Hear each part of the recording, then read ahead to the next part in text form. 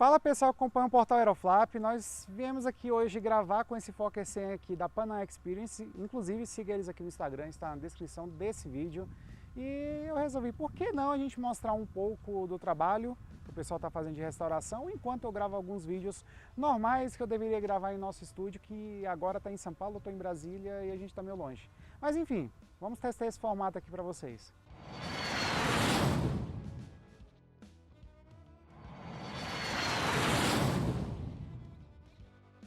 Pessoal, no vídeo de hoje nós vamos falar basicamente do A330 da FAB.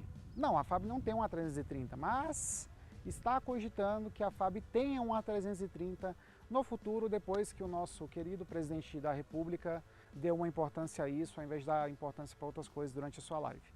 Mas seguindo o assunto, ele falou de supetão, sem avisar o pessoal da FAB, sem dar mais declarações sobre o que seria, que a FAB estava interessada em comprar dois aviões A330 MRTT.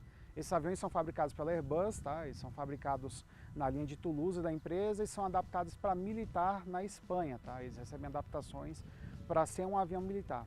E pessoal, basicamente por que um A330 MRTT? Essa versão do A330 é única, vamos dizer assim, porque o A330 ele tem aquela qualidade de ele poder ser um cargueiro, porque ele tem uma versão cargueira, ao mesmo tempo ele tem uma qualidade de ser uma versão de passageiros. E eles decidiram unir tudo isso juntamente com um avião que consegue reabastecer outras aeronaves. Ele tem 3 pods de reabastecimento, um pod traseiro com uma capacidade maior de transferência de combustível, 2 pods nas asas, geralmente mais adequados aí para aviões de pequeno porte, né, por causa da esteira de turbulência e tudo mais, porém com a capacidade menor de transferência de combustível através desses pods localizados na asa. Mas é um projeto bastante versátil, né, comparando, a FAB precisa de um avião grande porque, e a gente vai falar sobre isso no final, porque ela já teve o 707, já teve o 767 e agora faltou avião para transportar carga, principalmente nessa última crise sanitária que teve em Manaus. Faltou um avião de grande porte, aí entrou em ação os aviões da Latam e da Azul para levar carga até Manaus em grande quantidade, né? E vamos dizer assim, o A330 MRTT ele consegue suprir todas essas questões, porque o seu interior pode ser convertido para levar somente macas e médicos, né, numa configuração aí aeromédica de grande porte, que ele vira praticamente um hospital voador, e ele já foi utilizado nessa situação, você pode conferir no link que a gente vai deixar na descrição aí. Também ele pode levar passageiros, né, ele pode levar mais de 260 passageiros a bordo. Lembrando que o A330 MRTT é baseado na versão 200, por isso que ele tem essa capacidade um pouco mais reduzida em comparação com a 300. Ao mesmo tempo, ele pode levar até 45 toneladas de carga, tirando todos os assentos de passageiros, né, e colocando o seu interior da parte de cima e a parte de baixo dos porões, para levar somente carga. E ele também pode reabastecer outros aviões e, além disso, ele tem uma autonomia de voo de cerca de 8.500 quilômetros aí quando ele está em missão. Vale ressaltar, pessoal, que assim, alguns aviões são especificamente militares, vamos colocar dessa forma. O KC-390, por exemplo, ele tem a capacidade de ser totalmente militar, né? Ele não é um avião utilizado em operações comerciais. Igualmente, o Hércules também ele é um avião utilizado somente em operações militares. O A400M, que é um avião aí que a gente conhece por muito uso dos países europeus, também é um avião que só é de uso militar. O A330, ao contrário desses aviões, ele tem a facilidade de ter vários centros de manutenções, vários locais onde tem peças para esses aviões. Ele tem muita comunalidade com os aviões comerciais que operam atualmente nas companhias aéreas. Aqui no Brasil, a Azul opera com esse avião, então já tem um estoque, uma base de peças aí, já tem com quem conseguir um ajuste na manutenção ali, se tiver algum problema.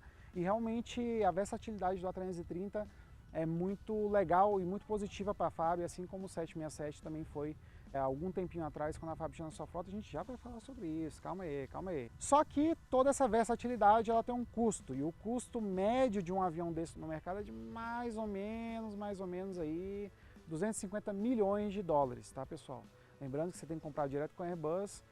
Dificilmente você consegue um avião desse usado, só se você negociar muito com algum país que já utiliza. Lembrando que vários países europeus utilizam esse avião na sua frota. E o A330 ele é vendido ainda assim novo, apesar da Airbus já produzir a versão Neo do A330, ele é vendido na versão Cell novo como MRTT. Então, pessoal, aqueles 500 milhões lá que o Bolsonaro falou, se for em reais, realmente não dá para comprar um avião desse tipo. Agora vamos para um certo ponto. É um avião necessário para a FAB? Bom, pessoal, nós conferimos ao longo dessa crise sanitária de saúde que a FAB precisa realmente de um avião de grande porte, assim como ela já teve em outras ocasiões.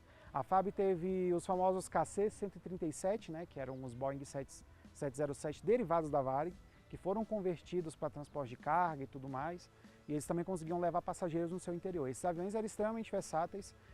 Infelizmente a idade do 707 pesou na conta e o 707 foi aposentado da FAB em 2013, isso porque a FAB tinha 4 aviões somente desse tipo, que eram aviões derivados da Varig.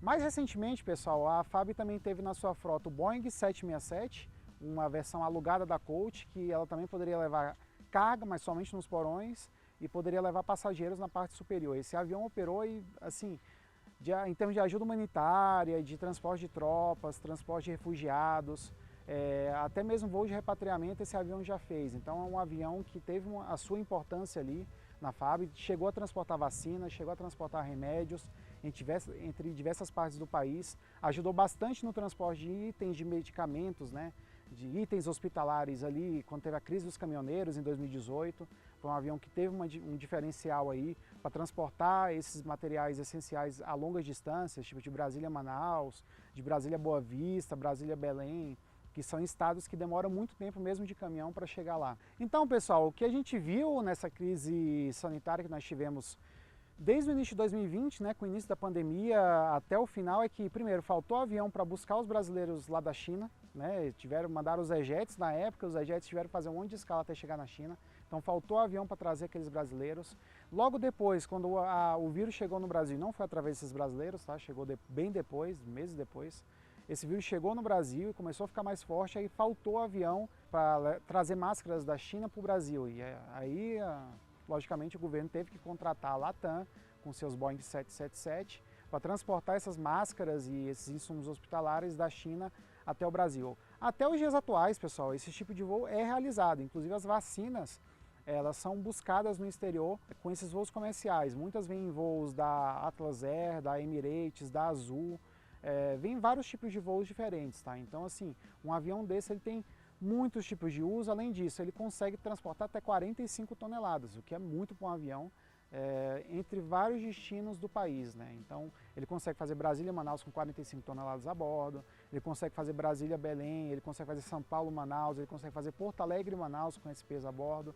Então, é um avião bastante versátil. Eu creio que em termos humanitários, em termos de, vamos dizer assim, de ajuda mesmo, de transportar pacientes entre diversas capitais, coisa que a gente vê a FAB fazendo isso atualmente, um avião desse facilitaria muito mesmo o trabalho da Força Aérea Brasileira. Então é isso, pessoal. Não se esqueça de se inscrever no canal, siga lá o pessoal da Panam Experience no Instagram. Muito obrigado e até mais. Até o próximo vídeo.